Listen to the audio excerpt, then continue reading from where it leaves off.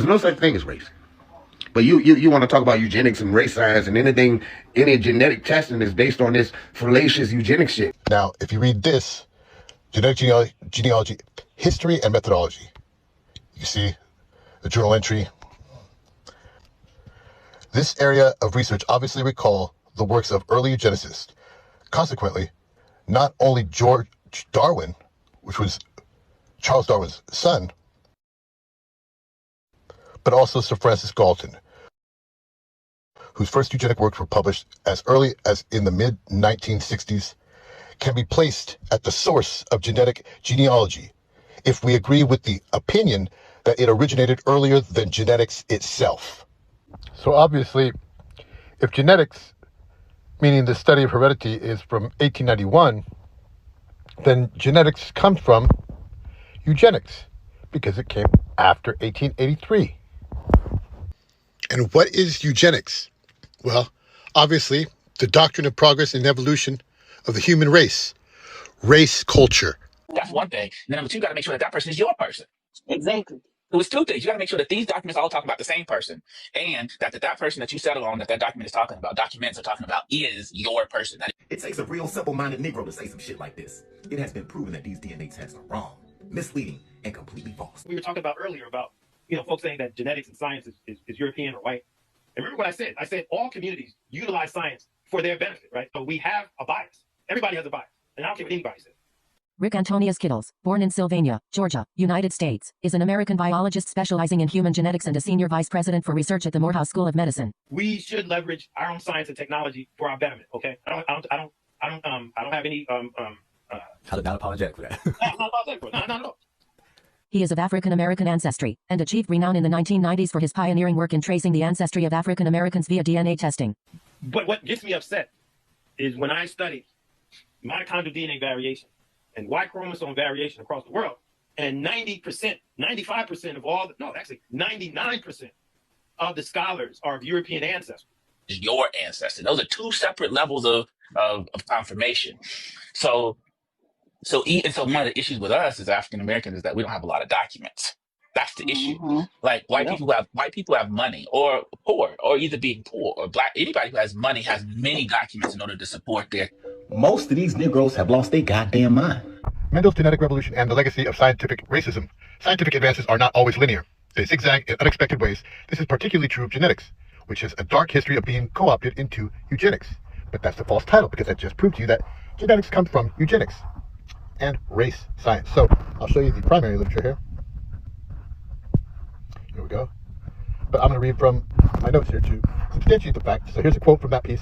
For those who believe that eugenics was a temporary aberration in science and it died with Germany, it would be a shock to find that even the major institutions and journals who identified it in their names have continued by just changing their names. The annals of eugenics became annals of human genetics. So this is the entire field of genetics and ancestry, DNA, 23andMe, all of these fields, all of these labs are all based off of this quote, science.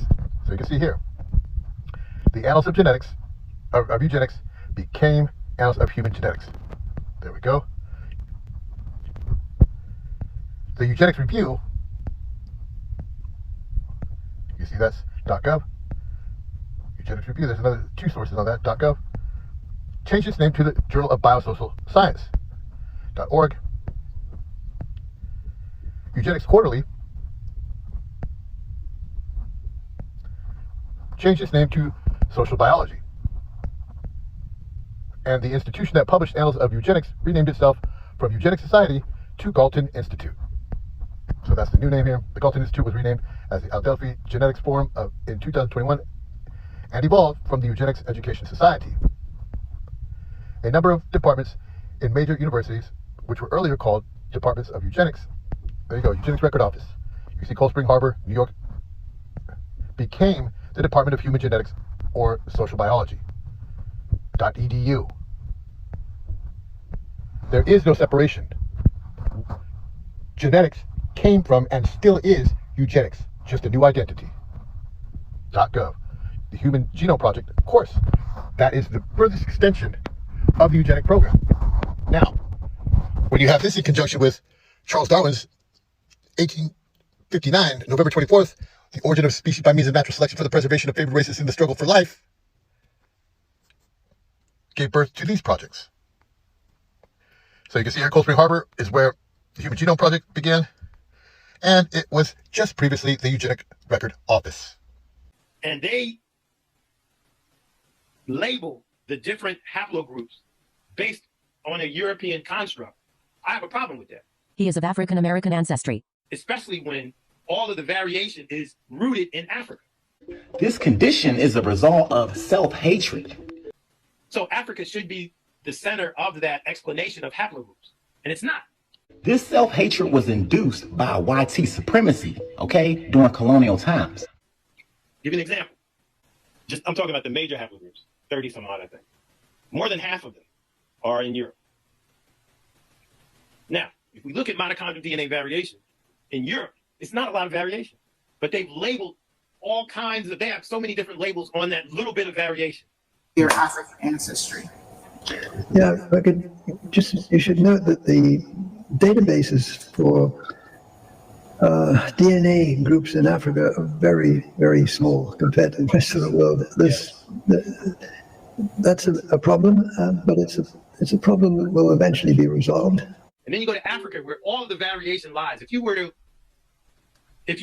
add up all the non-African variation and put it next to the African variation, it still wouldn't even come close. And the people who did have, it's still a small majority of. That's exactly right. That is exactly right. So, There's not going to be anything. So right. I found it very useful. They taught me some tricks about how to use AI to search for things. I thought it was overall, it was useful. It was very useful. It is Mormon as hell in that thing, though.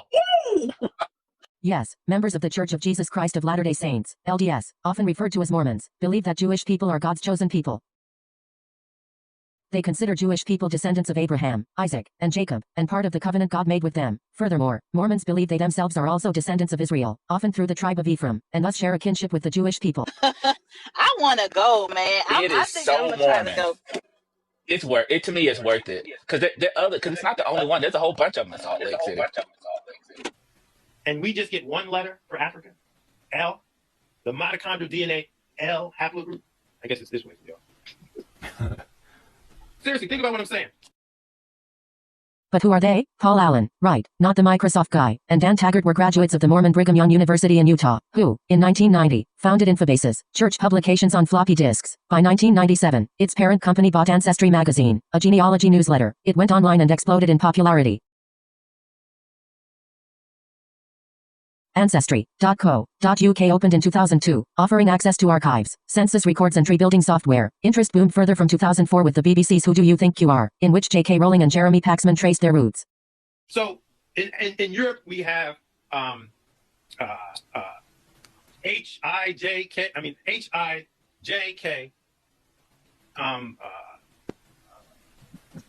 believe S and T, all these different haplogroups there that have been characterized in Europe.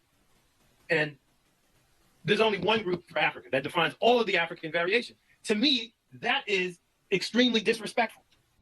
Now think about it. We have an African American up in those labs. One.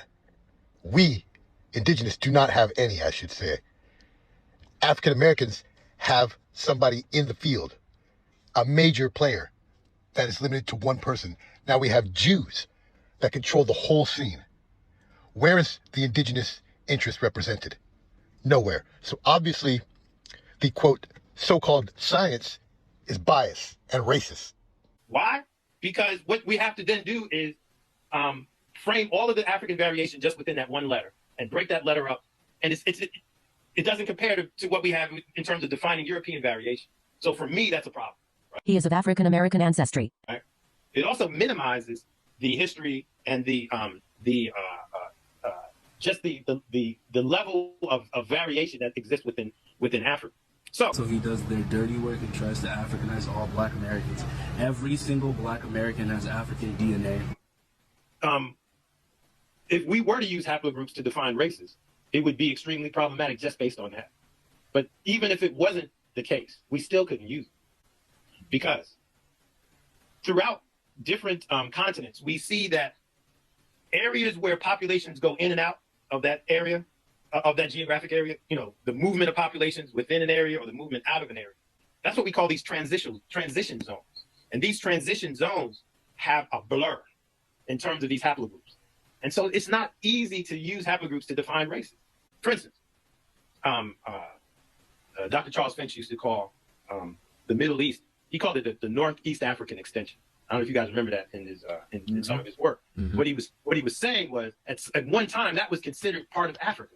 That whole Middle Eastern sort of Sinai, all of that area was considered Africa because there was this movement back and forth with Africa, and it was called this transition zone.